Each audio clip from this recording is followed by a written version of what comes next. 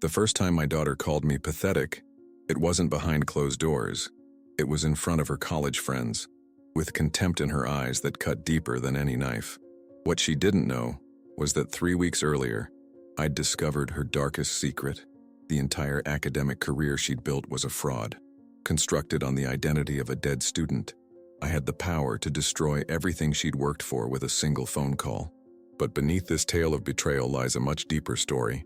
One of a man who chose to be a father to a child who wasn't his, a mother who went to extraordinary lengths to secure her daughter's future, and the devastating consequences when decades of carefully constructed lies begin to unravel. What would you do if the child you gave everything for suddenly treated you like a stranger? And how far would you go to either punish or protect them? If you've ever loved someone who broke your heart, or carried a secret that threatened to destroy your family, this story will haunt you long after it ends.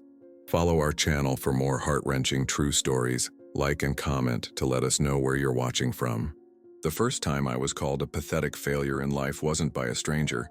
It came from the lips of the girl I raised as my daughter, Savannah, the same one I rocked when she had colic, the same one who drew on the bathroom mirror with red lipstick and called it art.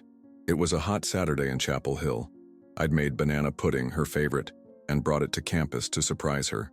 She was with a group of friends, pretty girls, rich, wearing blazers and expensive sneakers.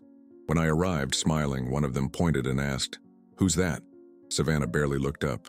She just huffed, rolled her eyes and said, "That's the guy my mom cheated on. A pathetic old man who thinks he's my father." My world collapsed. The pudding fell from my hand.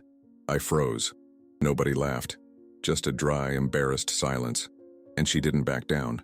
She turned her back and left me there, like I was some underpaid delivery guy. I still remember how the pudding container cracked when it hit the concrete. Yellow custard splattered across my shoes. Shoes I'd polished that morning because I wanted to look presentable for her friends. The plastic lid rolled away, stopping at the foot of a stone bench where a couple watched the scene unfold, their faces a mixture of pity and discomfort. "Sir, are you okay?" One of Savannah's friends, a girl with kind eyes and a southern accent, touched my elbow, but I couldn't speak. My throat had closed up tight like someone was strangling me from the inside. I'd driven 90 minutes to get there, made the pudding from scratch using my late mother's recipe, the one with vanilla wafers layered between the custard, the way Savannah loved since she was 7. I'd even brought her laundry detergent because she mentioned last week she was running low. It was still in my trunk. But there was something Savannah didn't know. 3 weeks earlier, a professor from the ethics department had contacted me. Discreetly, he suspected Savannah was using the identity of a deceased student to study there. I had hidden this because I loved her, because I was indeed pathetic, but a pathetic man who had given everything for her. As I walked back to my car, my legs felt like they belonged to someone else. The campus seemed impossibly large, the brick buildings towering over me. Students passed by, laughing, living their lives. I wondered if any of them had ever felt what I was feeling, like your heart was being removed while you were still conscious. In the parking lot, I sat in my car for almost an hour, unable to turn the key. On the passenger seat was a photo of Savannah at her high school graduation. I'd kept it there for 3 years, replacing it when the sun faded the first copy. In it, she's beaming, her arm around my shoulder, looking at me like I hung the moon. Where had that girl gone? I finally started the engine when the security guard tapped on my window, asking if everything was all right. I nodded, not trusting my voice, and pulled away. That night, I didn't sleep. I sat at our kitchen table, the same one where I'd helped Savannah with her algebra homework, where we'd played board games during power outages, where I'd signed her college application forms with trembling pride. I pulled out the folder the ethics professor had given me. It contained photocopies of transcripts, side by side, Savannah's and someone named Lena Graves. The similarities were too precise to be coincidence. But what broke me wasn't the evidence of fraud. It was realizing that the daughter I'd loved unconditionally for 20 years could look at me with such cold detachment, could call me pathetic to impress girls whose names she'd forget after graduation. I picked up the phone 3 times that night, put it down twice. The third time I dialed the university dean's office and left a message. "My name is Edward Miller. I need to speak with you about my daughter, Savannah Miller. It's regarding a serious academic matter." When I hung up, I felt nothing. Not anger, not satisfaction, just a hollow space where 20 years of fatherhood used to live. What Savannah didn't know was that I had always known she wasn't biologically mine, and I had loved her anyway, with everything I had. But she'd made her choice about who we were to each other. Now I was making mine. My wife, Sarah, betrayed me in 1999, and I found out the day after her father's funeral. Yes, it was a strange moment for a confession. She was crying, and between sobs, she told me she was pregnant with another man's child. But she begged me to accept raising the baby, and I agreed. Not for her, but because at that time, my soul was as broken as hers. I didn't know what true love was, until Savannah was born. Those green eyes made me promise she would never know about her origin. I swore I would be the best father in the world, even without being her biological father. I remember that day with painful clarity. November rain tapped against the windows of our little rental house in Durham. The funeral had been grim. Her father, only 58, taken by a sudden heart attack while mowing his lawn. Sarah had been his only child, and they'd been close in that complicated way that sometimes happens when a parent raises a child alone. Her mother had left when Sarah was just 4. We sat at our kitchen table, still in our funeral clothes, her black dress wrinkled from the hours of sitting receiving condolences. My tie loosened but still hanging around my neck like a noose. The house smelled of the casseroles well-meaning neighbors had dropped off, food we couldn't bring ourselves to eat. "Ed," she said, her voice raw from crying, "I need to tell you something terrible." I reached for her hand, thinking she was going to share some regret about her father, some unresolved pain. Instead, she pulled away, folded her arms across her stomach, and whispered the words that would forever divide my life into before and after. "I'm pregnant, and it's not yours." The silence that followed felt physical, like all the air had been sucked from the room. I remember the ticking of the wall clock suddenly deafening, the refrigerator humming, the rain. "How?" I asked, though I already knew how. What I meant was, who? When? Why? She told me it had happened during our rough patch the previous spring when I'd been working double shifts at the factory, trying to save for the house we wanted to buy. She'd felt lonely, neglected. He was a lawyer she'd met while temping at a firm in Charlotte. Handsome, attentive. It lasted 6 weeks before guilt consumed her. "I ended it," she said. "I chose you, Ed. I always chose you, but now." Her hand went to her still flat stomach. She was 8 weeks along. Too late for simple solutions. Too early to know what kind of person was growing inside her. "What do you want to do?" I asked, my voice sounding distant to my own ears. "I want to keep it," she said, tears streaming down her face. "But I want us to raise it together, as ours." I stood up, walked to the window, watched the rain making rivers on the glass. I thought about leaving, packing a bag, getting in my truck, driving until the gas ran out. But where would I go? Sarah was my whole world. We'd been together since high school. I was 29, she was 28. We'd been trying for our own baby for 3 years with nothing but disappointment each month. And now, this. "Will he be involved?" I asked, still facing the window. "No," she said quickly. "He doesn't want..." He made that very clear. I turned to look at her then. This woman I'd loved for more than a decade. She looked small, broken, terrified. And despite the betrayal burning in my chest, I felt something else. A strange, protective instinct toward the life she carried. A life that had no say in how it came to be. "Okay," I said simply. She stared at me, confused. "Okay, I'll raise it. As mine." She crossed the room and collapsed against me, sobbing thank yous into my chest. I held her, but I felt hollow. That night I lay awake beside her, wondering what kind of man accepts raising another man's child. Was it strength? Weakness? Love? Fear of being alone? I didn't know then. But now, as Savannah spat in my face like she knew the truth, like she'd always known, I questioned every decision I'd ever made. But now, she was spitting in my face as if she knew, as if she had always known. I returned home that night and sat on the old sofa where she learned to walk. I opened the wooden box at the bottom of the closet. In it were 3 important documents: the birth certificate with my name, Sarah's letter telling the whole truth, an envelope Savannah never saw, the response from a man named James Halpern. I traced my fingers over the birth certificate. Father, Edward Thomas Miller. A lie made legal with the stroke of a pen. Sarah had been grateful, tearfully so, when I'd agreed to put my name on the document. The nurse at the hospital had smiled at us, this picture-perfect family. Exhausted mother, proud father, perfect baby girl with a tuft of dark hair. Only we knew the truth. Only we carried the weight of it. Sarah's letter was written 5 years later, when she thought she might have cancer. A false alarm, thankfully, but facing her mortality had compelled her to document everything. A confession meant for Savannah when she was old enough, if Sarah wasn't there to tell her herself. And then there was James Halpern's letter. Cold. Clinical. A lawyer's response, drafted to minimize liability while acknowledging biological fact. I held these papers, these fragments of a life built on necessary deceptions, and wondered if I'd made the right choice all those years ago. If loving Savannah as my own had been enough, or if somehow she had always sensed the truth hiding beneath our carefully constructed family narrative. James Halpern.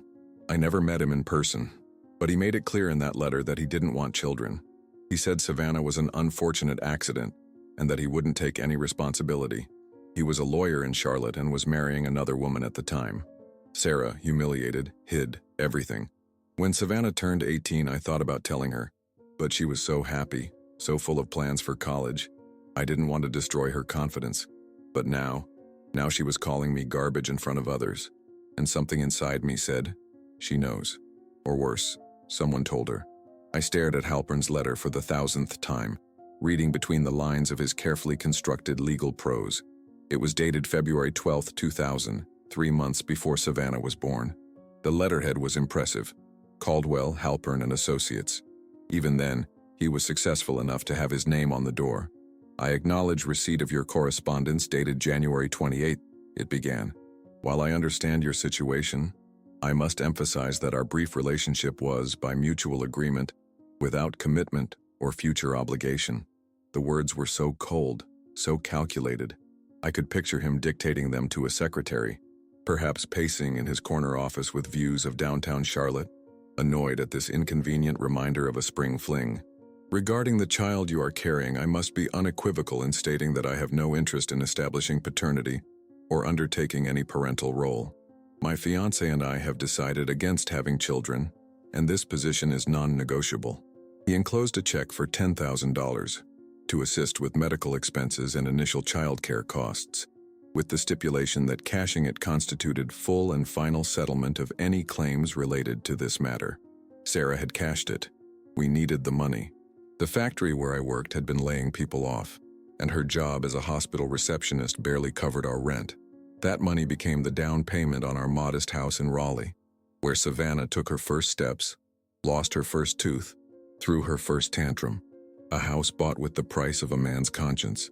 The last paragraph of Halpern's letter was the one that haunted me most.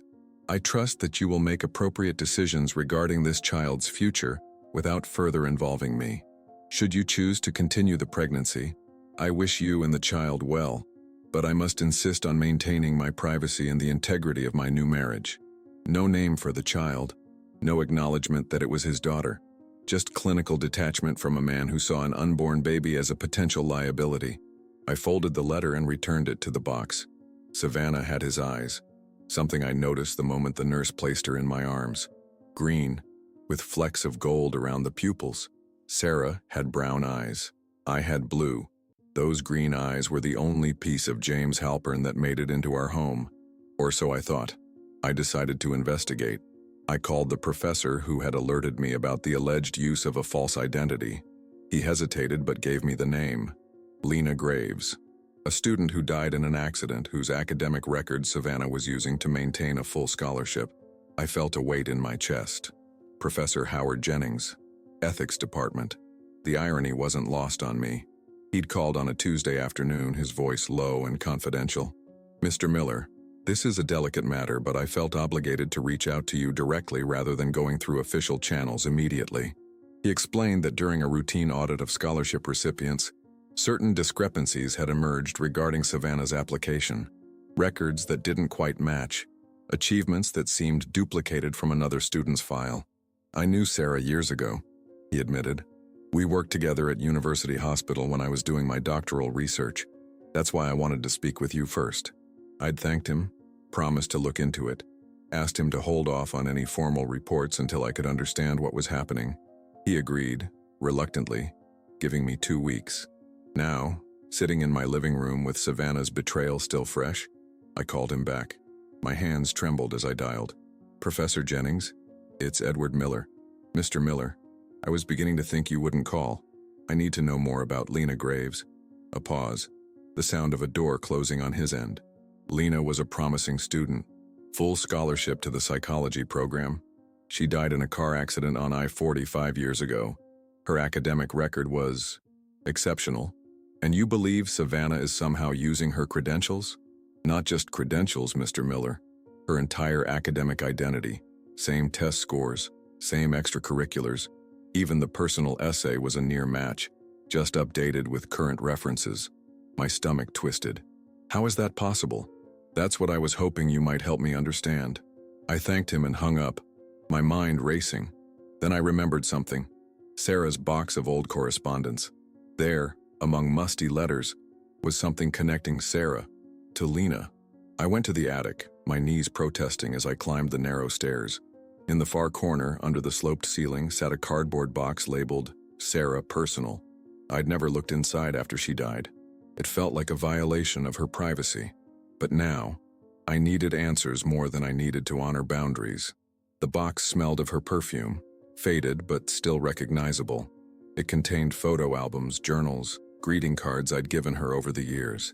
And at the bottom, a manila envelope marked correspondence important. Inside, among utility bills and insurance paperwork, I found it. A letter from Sarah to someone named Margaret Graves, dated 2004, the year after Lena died. "I will do everything possible to honor what we agreed upon," Sarah had written. "Your daughter's legacy will live on. I promise you that." What legacy? What agreement? What had Sarah done? And more importantly, how was Savannah involved? The letter was yellowed, but the ink still legible. Sarah wrote to Lena's mother in 2004, saying she would do everything possible to honor what they had agreed upon. What did that mean? I went looking. I discovered that Lena Graves had died young, and her mother lived alone in a nursing home in Wilmington. I went there. She was lucid, and when I mentioned my wife's name, she broke down in tears. She said that, at the time, Sarah worked at the hospital where Lena did her internship, and that Sarah had promised to give someone a future in her deceased daughter's name. The morning after finding Sarah's letter, I called in sick to my job at the hardware store. At 63, I was past retirement age, but the manager kept me on because I knew where everything was and could still lift the heavy bags of concrete mix when needed. My coworkers called me the human catalog. I'd never missed a day without notice before. "You sure you're all right, Ed?" Mike asked over the phone. "You sound different. Just need a personal day," I replied, my voice hollow even to my own ears. I plugged Wilmington nursing homes into my ancient GPS and started the 3-hour drive east. The coastal highway stretched before me, pine forests giving way to marshlands as I neared the Atlantic. I barely noticed the scenery. My mind was too full of questions. Sunset Gardens Assisted Living was a low, sprawling building with rocking chairs on the front porch and carefully tended flower beds. The receptionist, a young woman with kind eyes and a name tag reading Destiny, looked up from her computer when I approached. "I'm here to see Margaret Graves," I said. "Are you family?" she asked, already reaching for the visitor log. I hesitated. "A friend of her daughter's family," I finally said. Not a lie, but not the whole truth either. Destiny nodded, seeming satisfied. "Room 118, down the hall to the left. She's usually watching her shows this time of day, but she loves visitors." I thanked her and walked down the hallway, my heart pounding. What would I say to this woman? How could I explain why I was here without revealing that her daughter's identity might be involved in academic fraud? Room 118's door was ajar. I knocked gently. "Come in," called a voice surprisingly strong. Margaret Graves sat in a floral armchair by the window, a crocheted blanket across her lap despite the warm day. She was thin but not frail, with silver hair cut in a neat bob and the same striking green eyes I'd seen in Lena's photo on the University Memorial website I'd visited the night before. The same green as Savannah's, a coincidence that now seemed significant. "Mrs. Graves? My name is Edward Miller. I'm Sarah Miller's husband," she finished, her eyes widening. "I recognize you from the photos she showed me." I stood frozen, caught off guard. "You knew Sarah well? Please sit down." she said, gesturing to the chair opposite hers. I've been expecting someone to come, though I thought it might be the girl herself someday. I lowered myself into the chair. The girl? You mean Savannah? Margaret nodded, reaching for a tissue from the box on her side table. Sarah's daughter, the one carrying Lena's legacy. My mouth went dry. Mrs. Graves, I found a letter Sarah wrote to you. From 2004. It mentioned an agreement between you two. Margaret dabbed at her eyes. It wasn't anything formal, just a promise between two heartbroken women. She told me the story slowly, pausing occasionally when emotion overwhelmed her. Lena had been her only child, brilliant, compassionate, destined for greatness in psychology. She'd been doing an internship at the hospital where Sarah worked as an administrative assistant in the psychiatric ward. They became friends. Lena was only 22, but she had an old soul. Sarah was drawn to that. They'd have lunch together in the hospital courtyard. Talk about books, dreams, the future. Margaret's voice broke. Then the accident happened. Black ice on the interstate. They said she died instantly. I sat quietly, giving her space to continue at her own pace. Sarah came to the funeral. Stayed after everyone else left. She was pregnant then, with your daughter. She told me how scared she was that her baby wouldn't have opportunities, coming from such humble beginnings. How she wished her child could have the chances my Lena had. Margaret looked out the window, her eyes distant. I told her about all the scholarship money sitting in accounts that would never be used now. About Lena's perfect academic record that would never lead to the career she dreamed of. A chill ran through me as I began to understand. It was my idea, initially, Margaret continued. I said, what if your daughter could use Lena's credentials someday? What if Lena could help one more person even after death? So you and Sarah arranged for Savannah to, what, impersonate Lena for college admission? Margaret shook her head. Not impersonate, inherit. I gave Sarah all of Lena's academic records, awards, certificates. I said, raise your daughter to be worthy of these, and when the time comes, they're hers. But that's fraud, I said, the word tasting bitter on my tongue. Is it? Margaret asked, her eyes suddenly sharp. Or is it giving purpose to a tragedy? My daughter's life was cut short, her potential wasted. This way she lives on through another girl's success. I sat back, stunned by the conviction in her voice. Did Savannah know about this arrangement? Margaret's face softened. Sarah wanted to tell her when she was old enough to understand. She didn't want secrets between them. But then Sarah got sick and she trailed off, looking at me with sympathy. And she died before she could explain.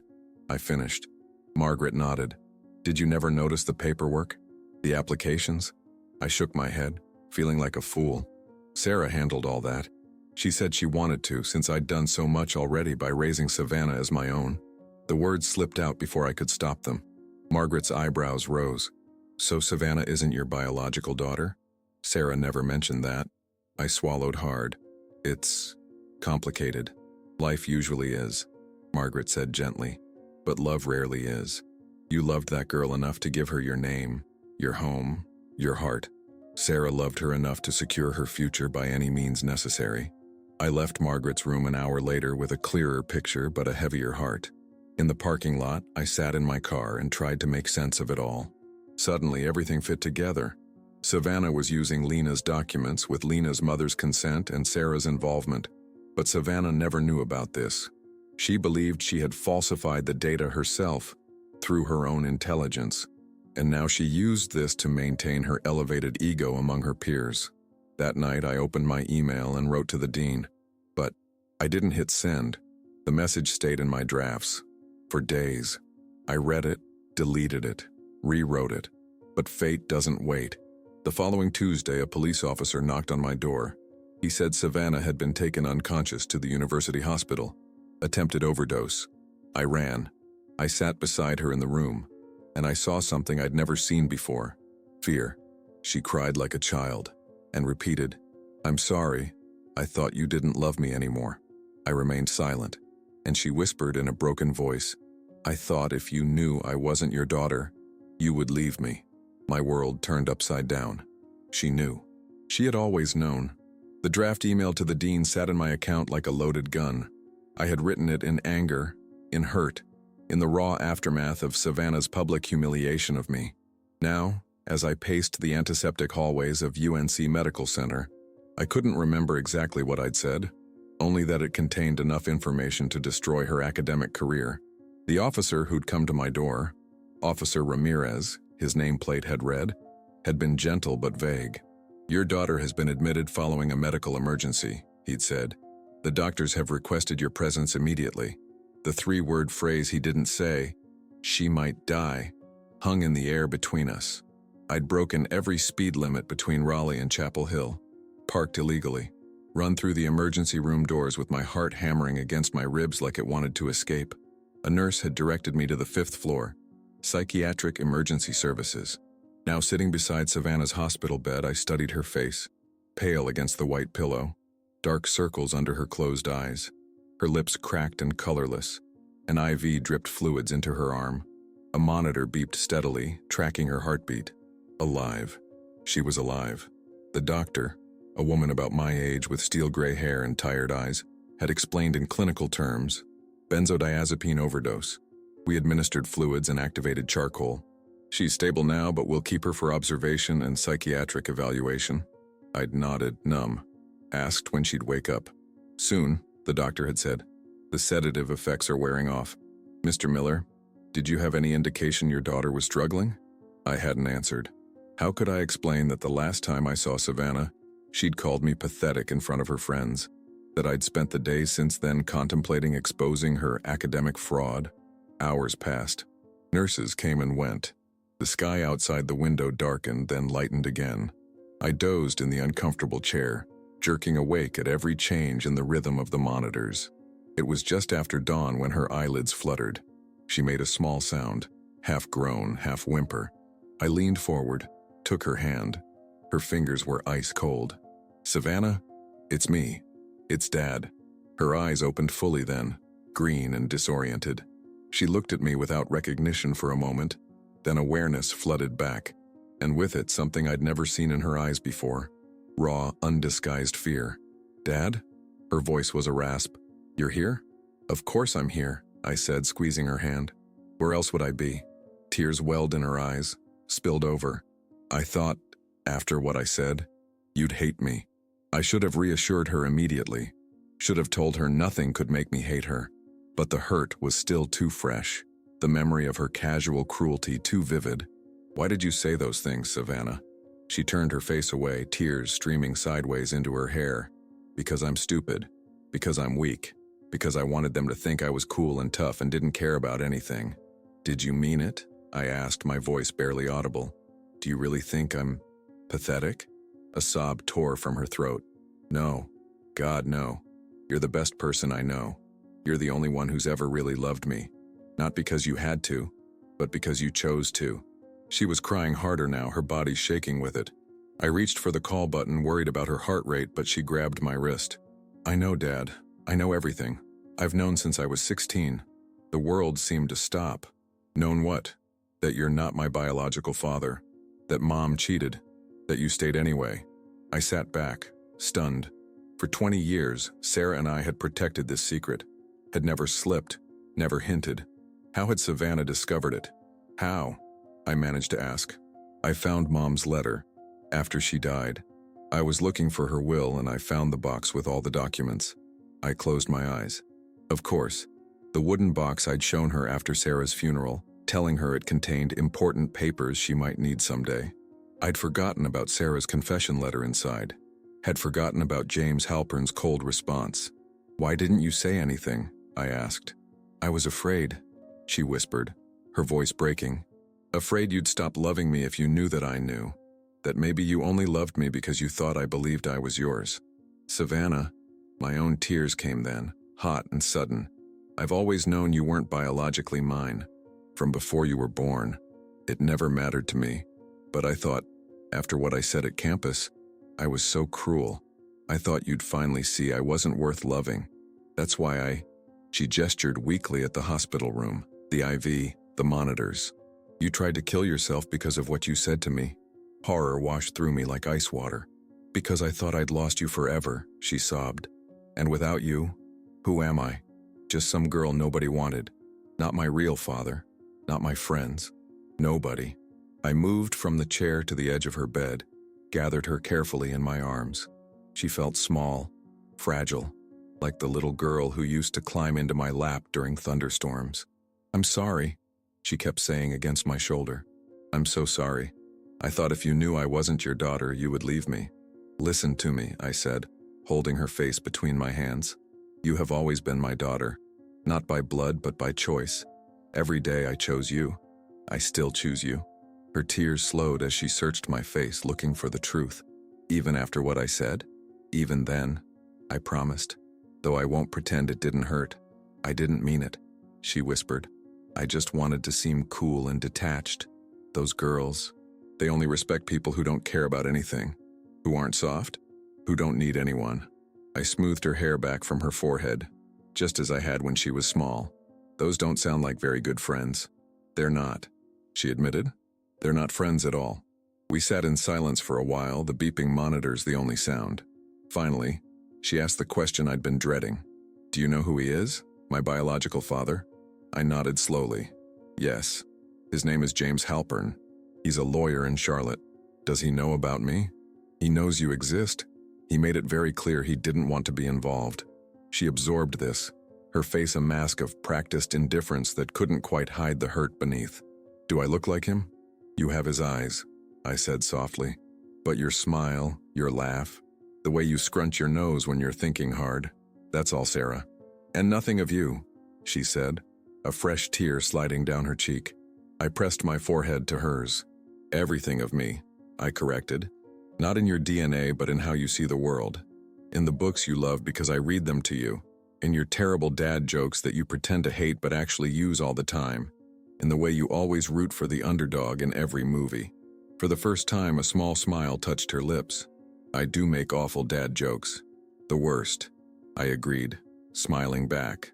The moment of connection was fragile, precious, but there was still so much unsaid between us.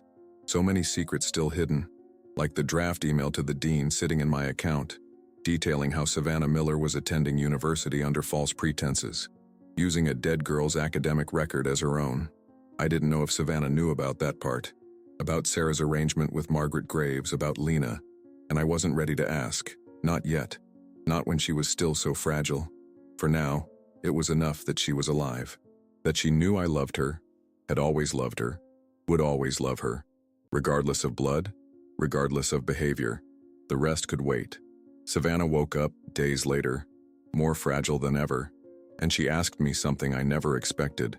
"I want to meet my biological father." My heart sank, but I said yes.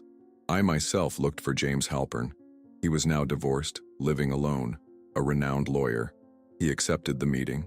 But after their second coffee together, Savannah came home with dry eyes and a broken soul. He said he'll never see me as his daughter. He said his wife always hated my mother, that he doesn't want any trouble. She laid her head on my lap, and for the first time in years, she called me Dad. Without anger, without irony, just pain. The hospital released Savannah on a Friday morning. She was quiet during the drive home, watching the familiar landmarks pass by her window, without comment. The psychiatric team had given her a diagnosis, major depressive disorder, and a prescription for medication that she clutched in her lap like a talisman. Our house felt different when we walked in, heavier somehow, as if the secrets we'd finally spoken aloud had given them physical weight. I watched Savannah move through the living room, touching objects. The worn Afghan her mother had crocheted, the family photos on the mantle, the ceramic mug she'd made me in 4th grade art class that said, "World's Best Dad" in wobbly letters. "I need to ask you something," she said suddenly, turning to face me. "And I need you to be honest." I nodded, my throat tight. "Did you ever resent me? For not being yours? For being a reminder of Mom's mistake?" The question hit me like a physical blow. "Never," I said firmly. "Not for a single moment. Not even when I was awful? Like when I was 16 and screamed that I hated you because you wouldn't let me go to that concert in Charlotte?" I smiled faintly at the memory. She'd slammed her bedroom door so hard a picture fell off the wall. Not even then. She seemed to be gathering courage for something. Finally, she blurted, "I want to meet him. James Halpern, my biological father." I'd been expecting this, but it still felt like a knife twisting in my chest. "Are you sure?" "I need to know who I am," she said simply. Where I come from, even if he doesn't want to know me. I nodded slowly. I understand. Do you want me to try to arrange it? Relief flooded her face. She'd clearly been expecting an argument. Would you? I wouldn't know where to start. I'll take care of it, I promised, already dreading the conversation to come. Finding James Halpern wasn't difficult. He was a name partner at one of Charlotte's most prestigious law firms. His biography prominently featured on their website.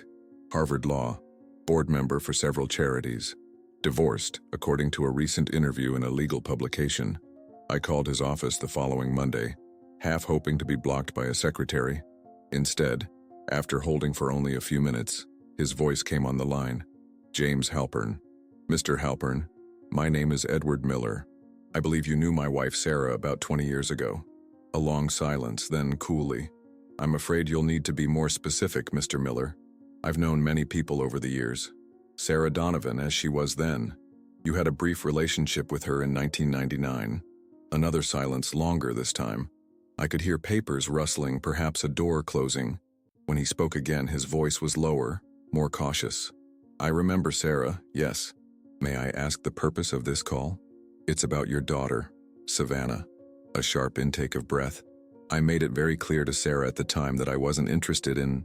I know what you made clear, I interrupted, surprising myself with the steel in my voice. I'm not calling to ask anything of you. Savannah is 20 years old now. She recently learned about her biological parentage, and she's asked to meet you. That's not possible, he said stiffly. She nearly died last week, I said, the words tumbling out before I could stop them. An overdose. Finding out about her origins was part of what triggered it. I'm not trying to manipulate you, Mr. Halpern. I'm just explaining the situation. I'm sorry to hear that, he said, sounding genuinely concerned. Is she all right? She will be. Physically, at least. He sighed heavily. Look, Mr. Miller, it is Miller, right? I've built a life that doesn't include being a father. I made that choice a long time ago. I understand that. But she's asking for one meeting. Not a relationship, not financial support. Just a conversation. Why would she want that? From what I understand, you've been her father in every way that matters. Because knowing where you come from is important, I said simply. Even if it's not the story you hoped for. Another long pause.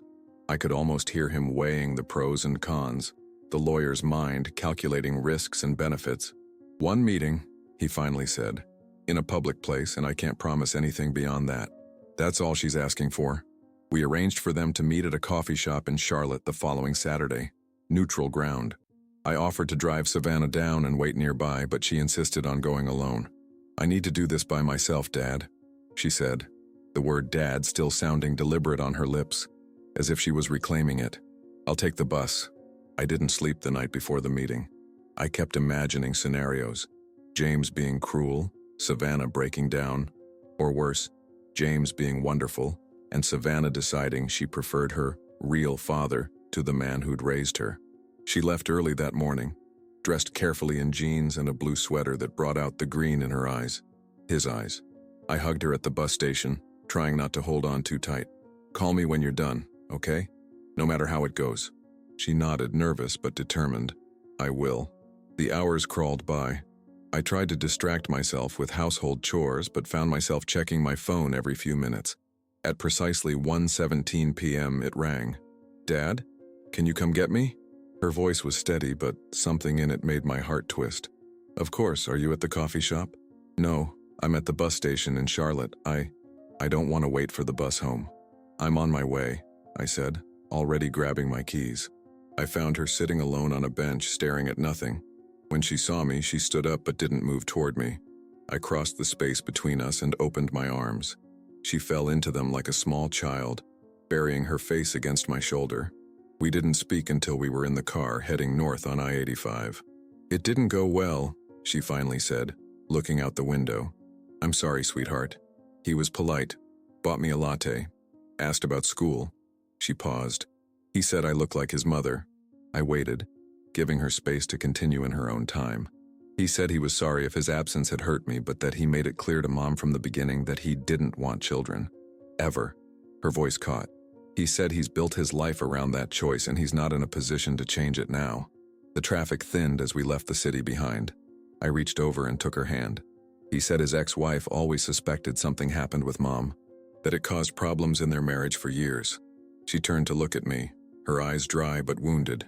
He said he admires you for raising me as your own, that it takes a special kind of man to do that. Did that help? To hear him say that? She was quiet for so long I thought she might not answer. Finally, she said, I thought meeting him would fill some hole inside me, but it just made it bigger. We drove in silence for several miles. He said he never wants to see me again, that this was a one-time meeting for closure, and that I shouldn't contact him in the future. Her voice broke on the last word. He has 2 stepchildren from his second marriage. He said they're enough for him. My hands tightened on the steering wheel. What kind of man looks his own flesh and blood in the eye and rejects her? Even after seeing her, knowing her, hearing her voice? Savannah, It's okay, Dad, she interrupted, turning to face me fully. I'm glad I went. I needed to know. Know what? That you're my real father. Maybe not by blood, but in every way that matters. She laid her head on my shoulder, the way she used to do on long car rides when she was small. He may have given me my eyes, but you gave me everything else. I had to pull over then, my vision blurred with tears. I put the car in park and turned to her. I will always be your father, I promised. Nothing will ever change that. She nodded, her own tears finally coming. I know. We sat there on the shoulder of I-85, holding each other and crying. For what might have been, for what was, for the complex, messy, beautiful thing that made us family despite everything. When we finally drove home, something had changed between us. The walls of hurt and misunderstanding had crumbled, leaving something stronger in their place. That night, Savannah lay on the couch with her head on my lap as we watched an old movie, just like we used to do when she was younger. And for the first time in years, when she looked up at me, her eyes, his eyes, held nothing but love. A month later, I received an envelope that Savannah had left at the university secretary's office with instructions to deliver it to me if anything happened. It was a letter written before the public humiliation. In it, she said, Dad, I know you're going to hate me for what I'm about to do. I need to appear strong, cruel, superior, because the girls here would step all over me if they knew who I really am. Forgive me for every word. You're the only one who has loved me without expecting anything in return. If I can't go back to being who I was, know that you were everything. Even without being my biological father, you were my home. I read that and collapsed. I had told the dean everything. The complaint was already in process. And now, I wanted to take it all back, but it was too late. The envelope arrived on a Tuesday morning, delivered by courier. The university seal was embossed on the corner, making my heart stutter before I even opened it. Had the dean made a decision already? Was this Savannah's formal expulsion? But when I tore it open, I found a smaller envelope inside, handwritten with my name and address. The courier slip indicated it had been held at the university since 3 weeks ago, the day before Savannah had humiliated me on campus. The day before everything fell apart. I recognized her handwriting immediately, the looping eyes and the way she dotted her I's with tiny circles instead of dots, something she'd started doing in middle school and never outgrew. The envelope was slightly crumpled, as if it had been handled many times before being sealed. I sat at the kitchen table to read it, the same table where I'd taught Savannah to write her name, where we'd assembled science fair projects, where we'd cried together after Sarah died. My hands trembled as I broke the seal. The letter was written on yellow legal pad paper, the kind Savannah always used for her personal writing. 5 pages, filled front and back with her tight, cramped handwriting. There were tear stains on the paper, making some of the ink run. Dear Dad, it began. If you're reading this, something has happened to me. I gave this to Professor Wilkins with instructions to send it to you if I ever missed 3 consecutive classes without notice. My throat tightened. She'd been planning this, or at least considering it, long before our confrontation. I don't know if I'll have the courage to go through with what I'm planning tomorrow. I hope I don't. I hope I find another way. But if I do, I need you to understand why. She went on to describe the toxic environment she'd found herself in at college. The wealthy, privileged girls who dominated her social circle. The pressure to conform, to hide her background, to pretend she came from money and influence.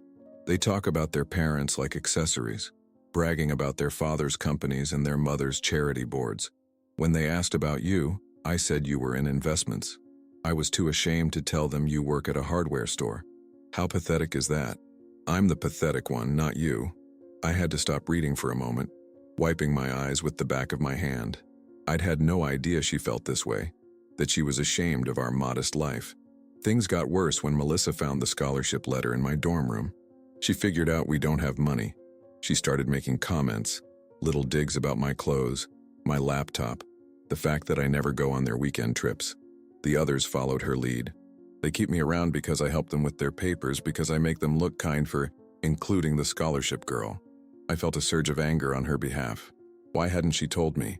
Why hadn't I noticed how unhappy she was? Last week, Melissa started hinting that she knows something else about me, something interesting about my past. I don't know what she found, but I'm terrified, Dad. I think she might know about Mom's arrangement with Mrs. Graves, about Lena. My blood ran cold. So Savannah did know about Lena Graves, about the academic identity she was using. How long had she known? Mom told me everything when I was 16, right after she got sick. She said I needed to know in case something happened to her. She made me promise never to tell you that I knew.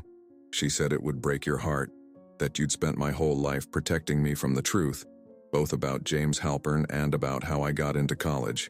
I closed my eyes, picturing Sarah and Savannah having this conversation without me. Sarah, thin and pale from chemotherapy, confessing everything to our daughter. The two of them carrying this secret, thinking they were protecting me. I was so angry at first. At Mom for lying. At you for going along with it. At James Halpern for not wanting me. But mostly at myself for not being good enough on my own. For needing Lena Graves' perfect SAT scores and extracurriculars to get where I wanted to go. The next page was the hardest to read. Tomorrow, Melissa is bringing her friends to meet me at the quad. She's been dropping hints all week, saying she has a fun surprise for me. I think she's going to expose me somehow. I can't let that happen, Dad. I can't let her take away the one thing I've earned on my own, my place at this university. So I've made a plan. If she tries to humiliate me, I'm going to beat her to it. I'm going to say the worst things I can think of, make myself look cold and uncaring. I'm going to push everyone away before they can push me, even you. Dad, I know you're going to hate me for what I'm about to do. I need to appear strong, cruel, superior, because the girls here would step all over me if they knew who I really am. Forgive me for every word. You're the only one who has loved me without expecting anything in return. If I can't go back to being who I was, know that you were everything. Even without being my biological father, you were my home. The last page was written in a different pen, the handwriting more hurried, as if added at the last minute. I dreamed about Mom last night. She was healthy again, standing in our old kitchen in the yellow dress she used to wear to church. She told me she was sorry for the lies, but not for what she did to give me a chance. She said, "Some people are born with every advantage. Others have to create their own." I woke up crying, missing her so much it felt like drowning. I don't know what's going to happen tomorrow, but whatever I say, whatever I do, please know it isn't real. The real me is the girl who still sleeps with the teddy bear you gave me on my 5th birthday. The girl who calls you every Sunday night even though we have nothing new to talk about. The girl who wants to make you proud more than anything in the world. I love you, Dad, no matter what. It was signed simply, Your Savannah. I sat at the kitchen table for a long time after finishing the letter. The pages spread out before me like pieces of a puzzle I was only now beginning to understand. All this time, I'd thought Savannah's cruelty that day was born of genuine disdain, that she had somehow discovered her true parentage and blamed me for the deception. Instead, she'd been trying to protect herself the only way she knew how, by pushing everyone away first, by appearing tough and unfeeling before others could hurt her. And I, in my pain and anger, had set in motion the very thing she feared most. Exposure. I had told the dean everything. About Lena Graves, about the falsified academic records, about Sarah's arrangement with Margaret. I grabbed my phone and called Dean Richardson's office, praying it wasn't too late. His secretary informed me he was in meetings all day but would return my call tomorrow. "It's urgent," I insisted. "Please tell him it's Edward Miller, regarding my daughter Savannah. Tell him I need to withdraw my complaint. I'll pass along the message, Mr. Miller, but I should inform you that once an academic integrity investigation has been initiated, it follows established protocols regardless of whether the initial complainant wishes to withdraw." My stomach dropped. What does that mean exactly? It means the investigation will continue based on the evidence already submitted. The dean can explain further when he calls you back. I thanked her and hung up, panic rising in my chest. What had I done? In my hurt and anger, I might have destroyed Savannah's future. The very future Sarah had gone to such lengths to secure for her. The irony was unbearable. Sarah had arranged for Savannah to use Lena Graves' academic identity to give her opportunities she might not otherwise have had. I had raised Savannah as my own to give her the stable, loving family she deserved, regardless of her biological origins. We had both done wrong things for the right reasons, out of love, and now, my moment of wounded pride might undo it all. I looked again at Savannah's letter, at the tear stains on the paper, at the words, "You were my home," underlined 3 times. I had to fix this. Somehow I had to make it right. Savannah lost her scholarship. She was expelled from the university. She spent months in silence, living with me, head down, without hope. But one day she got up. She said she wanted to study again, even if it was at a community college working as a waitress. I personally took her to register. Today she lives in a simple house in Asheville, tutors students and takes care of children in shelters on weekends. On my wife's tombstone I had engraved, "Sarah Ann, mother of Savannah, and wife of a man who loved beyond blood." And in my house, I still keep that letter. Sometimes I reread it, and I cry, not because she wasn't my daughter, but because she always was. The hearing was held on a Friday morning in late October. The maple trees on campus had turned crimson and gold, a mockery of beauty against the gravity of what was happening inside the administration building. I sat beside Savannah in a wood-paneled room before the Academic Integrity Committee, 5 professors and the dean, all with solemn faces. Savannah wore a simple black dress, her hands folded in her lap, knuckles white. She looked both younger than her 20 years and impossibly old, as if the weight of what was happening had aged her overnight. "Miss Miller," Dean Richardson began, his voice neutral but kind, "we've reviewed the evidence regarding your academic record and admission to this university. Would you like to make a statement before we proceed?" Savannah looked at me once, her green eyes full of a resignation that broke my heart, then stood. "I knew," she said simply, "about Lena Graves, about the arrangement my mother made with Mrs. Graves. I've known since I was 16. A murmur rippled through the committee. The dean leaned forward. "Please elaborate, Miss Miller."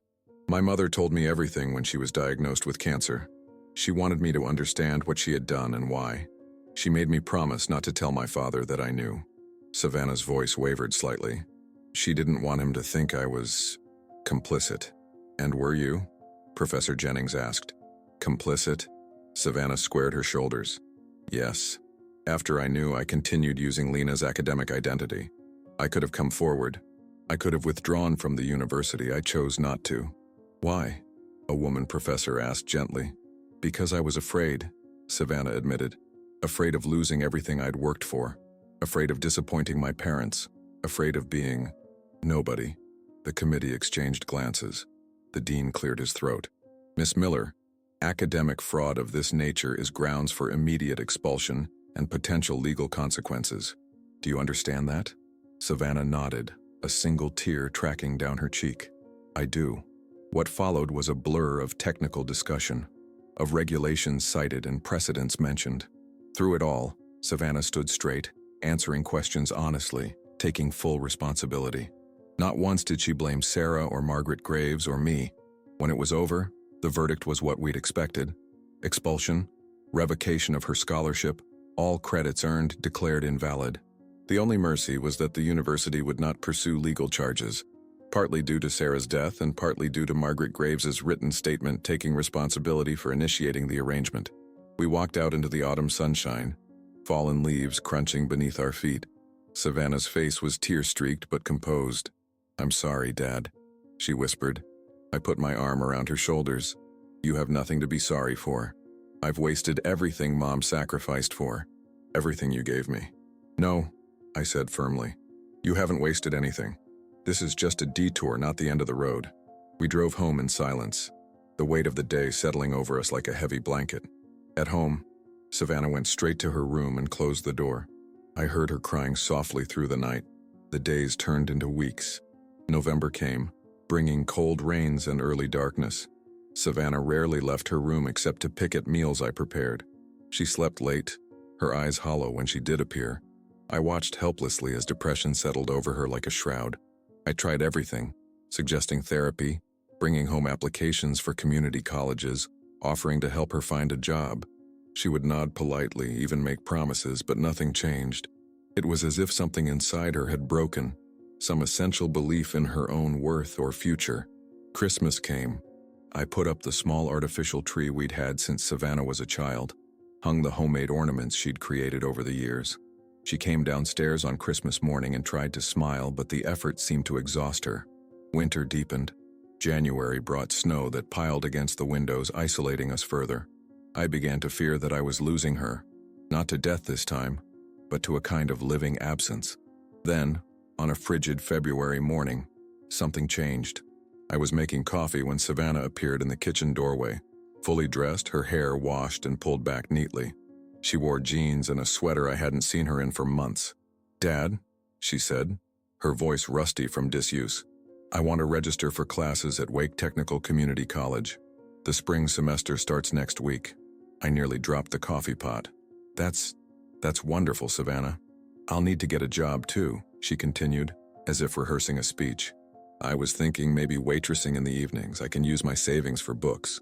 "I'll help with tuition," I offered immediately. She shook her head firmly. "No, I need to do this myself. With my own name, my own grades, my own work." I understood then. This wasn't just about continuing her education. It was about reclaiming her identity, about building something authentic after years of living under an assumed academic persona. "I'll drive you to register," I said simply. The community college campus was nothing like the grand university she'd left behind. Utilitarian buildings, a parking lot full of used cars, students of all ages hurrying between classes with purposeful expressions. No ivy-covered walls or legacy admissions here, just people working hard for a better future. Savannah approached it all with a quiet determination that made my chest ache with pride. She filled out forms using her real name, her real high school grades, which were good if not exceptional, her real extracurricular activities. When asked about the gap in her education, she simply wrote "family circumstances" and left it at that. By spring, she had settled into a routine. Morning classes in psychology and social work, afternoon study sessions at the library, evening shifts at a local restaurant. Her tips paid for her textbooks. Her grades were excellent, earned through late nights studying at the kitchen table, through genuine effort rather than borrowed achievements. That summer, she volunteered at a children's shelter in downtown Raleigh. "They need someone to read stories on Saturday mornings," she explained. "The kids are so hungry for attention, Dad, for someone to just see them." I recognized something in her eyes then, a spark of purpose, of healing. She had found a way to make meaning from her own pain. 2 years passed this way. Savannah earned her associate's degree with honors, then transferred to Appalachian State in Asheville to complete a bachelor's in social work. She rented a tiny house near campus with money she'd saved from waitressing, insisting on paying her own way. "I'm proud of you," I told her on the day she moved out, helping her load boxes into her second-hand car. "So proud." She hugged me fiercely. "I couldn't have done it without you believing in me even when I didn't believe in myself." Today, 5 years after that terrible day on campus when she called me pathetic, Savannah works for a nonprofit in Asheville that helps foster children transition to adulthood. Her small house has a garden where she grows vegetables and flowers. On weekends, she still volunteers at shelters, reading stories to children who need someone to see them. We talk every Sunday night. Sometimes she tells me about a particularly difficult case, or a breakthrough with a child everyone else had given up on. Sometimes we just share comfortable silence, the kind that only exists between people who have weathered storms together and emerged stronger. Last month, I drove to Asheville for her 35th birthday. She had a small gathering in her backyard, colleagues from work, a few close friends, me. No pretense, no performing for social status, just genuine connections with people who knew and valued the real Savannah. As the evening wound down and guests departed, we sat on her porch swing, looking at the stars emerging above the mountains. "Do you ever regret it?" she asked suddenly. "Taking me on? Knowing I wasn't yours?" "Never," I said truthfully. "Not for a single moment." She leaned her head against my shoulder, just as she had as a little girl. "You know what I think about sometimes? That if Mom had chosen differently, if she'd stayed with James Halpern, I would have grown up in a fancy house with expensive clothes and private schools. I probably would have gone to an Ivy League college without needing to use someone else's records. Probably, I agreed. But I wouldn't have had you, she continued softly, and that would have been the biggest loss of my life. On the drive home the next day, I stopped at the cemetery where Sarah is buried. The headstone is simple gray granite, with words I chose carefully after her death. Sarah Ann, mother of Savannah, and wife of a man who loved beyond blood. I placed fresh flowers in the vase, traced the letters of her name with my fingertips. She turned out just fine, Sarah, I whispered. You would be so proud. At home, I still keep Savannah's letter in my bedside drawer. Sometimes I reread it, remembering the pain and fear that prompted her to write it, marveling at how far we've come since then. And yes, sometimes I cry when I read it, not because she wasn't my biological daughter, but because through every challenge, every mistake, every painful truth revealed, she always was and always will be my daughter in every way that matters. Blood creates possibility. Love creates family. And Savannah and I had built ours, not from DNA or legal documents, but from choices made daily, from forgiveness offered freely, from a love that transcended biology to become something far stronger, far more enduring. Sometimes the deepest wounds come from those we love most, and the hardest tests of love occur when everything we thought we knew crumbles beneath us. Edward's journey reminds us that true parenthood isn't defined by DNA or legal documents, but by the daily choice to love unconditionally, even when that love isn't returned. Would you have had the strength to stand by a child who publicly humiliated you? Or would anger have driven you to decisions you might later regret? Life rarely gives us perfect choices, only difficult crossroads where we must decide what kind of person we want to be. Edward chose forgiveness over vengeance, understanding over judgment, and in doing so, preserved the most important relationship in his life. His story teaches us that family is built not through perfection, but through weathering storms together, through mistakes made and forgiven, through truths finally spoken after years of silence. If this story touched your heart, please share it with someone who needs to hear that love can transcend betrayal, that second chances are possible, and that sometimes our greatest strength comes in our most vulnerable moments. Follow our channel for more stories that explore the complicated beauty of human relationships like this video, and let us know in the comments. What secret have you kept to protect someone you love?